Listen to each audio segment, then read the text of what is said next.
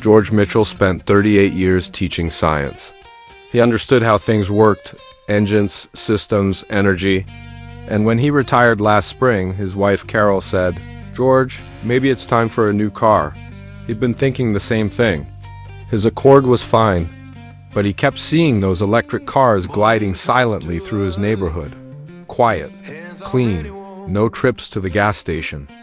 So one Tuesday morning, he sat down with his coffee and typed 4 words into Google, "Should I get EV?" and fell down a rabbit hole of specs, YouTube videos, and Reddit arguments that left him more confused than when he started. This video is for George, and for everyone who is exactly like him. No hype, no agenda, just the honest answer a retired science teacher deserves.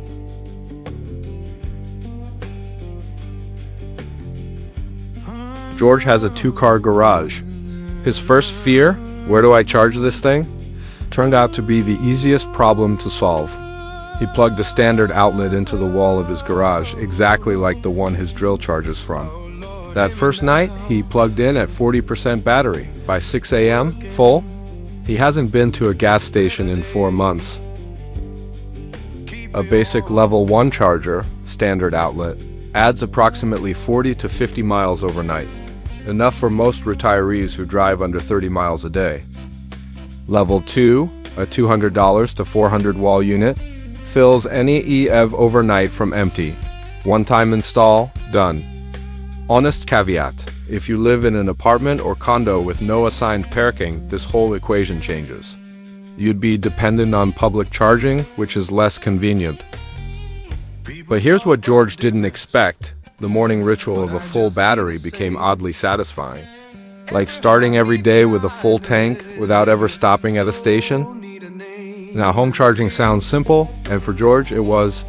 But there's one specific situation where even a full battery left him gripping the steering wheel, heart rate up, wondering if he'd made a $40,000 mistake.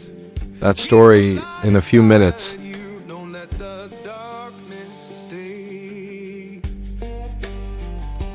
6 weeks after buying his EV, George's daughter called. Could he drive up for Thanksgiving? 180 miles each way. George opened the map. His car showed 240 miles of range. He felt fine until he didn't. Somewhere on the highway, he watched the battery drop from 60% to 45% faster than he expected. The heater was on. He'd hit a headwind. He pulled into a rest stop, hands a little shaky, and searched for a charger. There was 1 to 3 miles off the exit. He stopped for 25 minutes, drank terrible coffee, and arrived at his daughter's house with 30% battery to spare. He said, "I made it." The coffee was awful. The anxiety is real, but mostly fades after the first few weeks. Studies show new EV owners stop worrying about range within 1 to 2 months.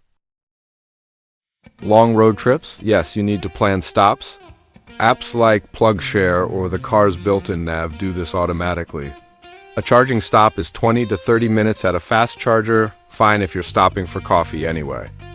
Honest caveat: if you regularly drive 200+ miles in one stretch through rural areas, check charging coverage in your specific corridor before buying. Some regions are still patchy. George now plans every long drive the way he used to plan lesson plans, a little prep, no drama. His second trip to his daughter's? He didn't even think about the battery.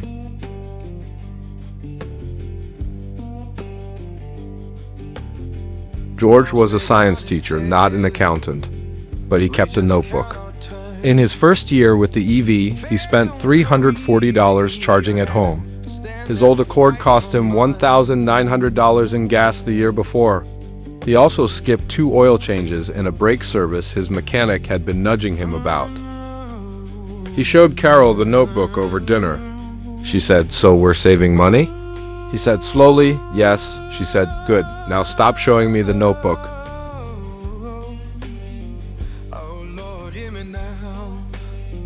Running costs, electricity versus gas. Charging at home typically costs $1 to $2 per equivalent gallon.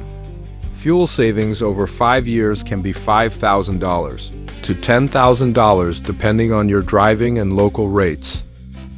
Maintenance. No oil changes, no transmission fluid, fewer brake jobs. Regenerative braking extends pads dramatically. Fewer things to break. Honest caveat. If you drive under 5,000 miles a year, the savings may never offset the price premium. Run the math for your specific situation. Don't let anyone generalize it for you.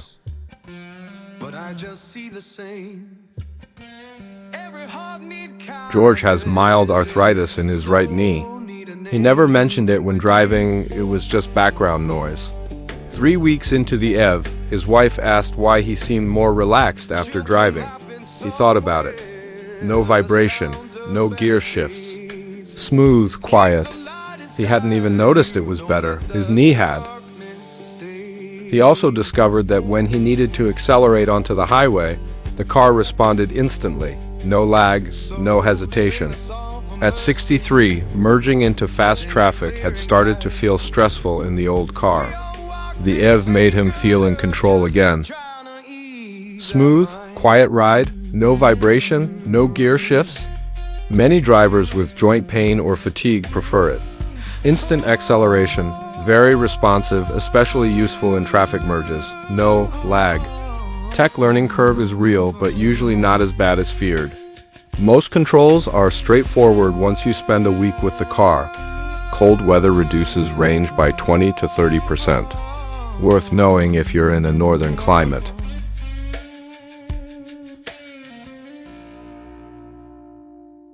Eight months in, George's neighbor Ray, also retired, also skeptical, asked him straight, "Would you do it again?" George didn't hesitate. "Yes, but only because I have a garage," he paused, "and because I did the math first. And because I stopped reading Reddit." Ray nodded slowly. "So basically, do your homework," George smiled. "I was a teacher for 38 years, Ray. Yes, do your homework." Good fit if you own your home and can install a charger. Drive mostly local errands, appointments, visiting family. Want lower running costs and fewer maintenance visits? Value a quiet, smooth ride? Think twice if you rely on apartment street parking with no charging access. Regularly drive long rural routes with sparse charging. Drive very few miles. The savings math won't add up. George didn't buy an EV to save the planet. He bought it because it made sense for his life, his garage, his daily drive, and his notebook. That's it. No ideology. Just a retired science teacher doing what science teachers do, looking at the evidence and making a reasonable decision. An EV isn't for everyone, but it's also not nearly as complicated as it's been made out to be. If you can charge at home and you drive a normal amount, there's a good chance you'll wonder why you waited. If you can't, the timing may not be right yet. Either way, now you know. Drop your situation in the comments, garage or no garage. City or rural, I'll reply to everyone. And if you found George's story useful, share it with someone who's on the fence. They deserve an honest answer too.